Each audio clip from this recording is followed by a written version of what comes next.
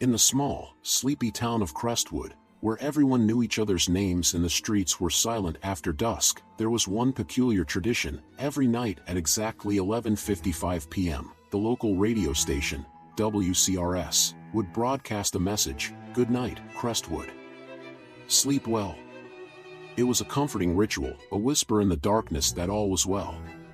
But then, the broadcasts changed.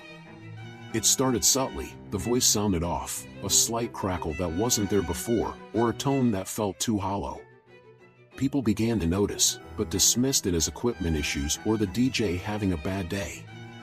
Then, one night, instead of the usual sign-off, the voice whispered, "Good night, Crestwood. But keep one eye open." Whispers spread like wildfire. The next night, the message was, "Good night, Crestwood. Remember, you're never truly alone."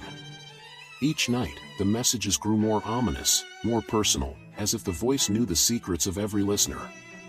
The townsfolk became uneasy, locking their doors, drawing their curtains.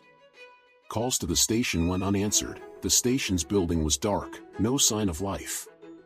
But the broadcasts continued, now filled with static, as if fighting through interference from another world. One brave soul, Jack, a local journalist with a penchant for uncovering the truth, decided to investigate. Armed with nothing but his recorder and a flashlight, he ventured to the station.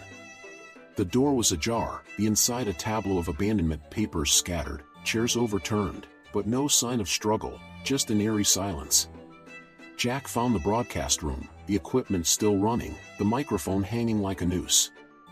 As he approached, the radio in the room crackled to life, the voice now clear, too clear. "Good night, Jack.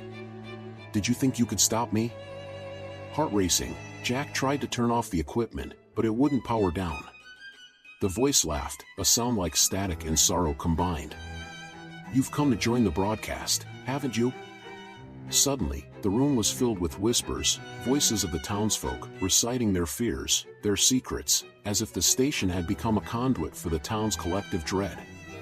Jack realized the station wasn't just broadcasting, it was listening, collecting the essence of fear from every home. Panicking, Jack fled, but the voice followed him, now through every radio in town, even in his car. "You can run, Jack, but where in Crestwood can you hide from me?" The town was in turmoil, people barricading themselves in, the streets empty except for the eerie glow of radios, all tuned to the same frequency. The messages kept coming, each night more personal, more terrifying, until one final broadcast: "Good night, Crestwood. I'll see you in your dreams." The next morning, the town was silent. No one answered their doors. Jack, holed up in his home, decided to face it one last time. He turned on his radio, and there was silence, a silence more terrifying than any message. Then, a new voice, weak, human, "Help us," before cutting off into static forever. WCRS never broadcast again, and the station stood as a dark sentinel, a reminder of the night fear took over the airwaves.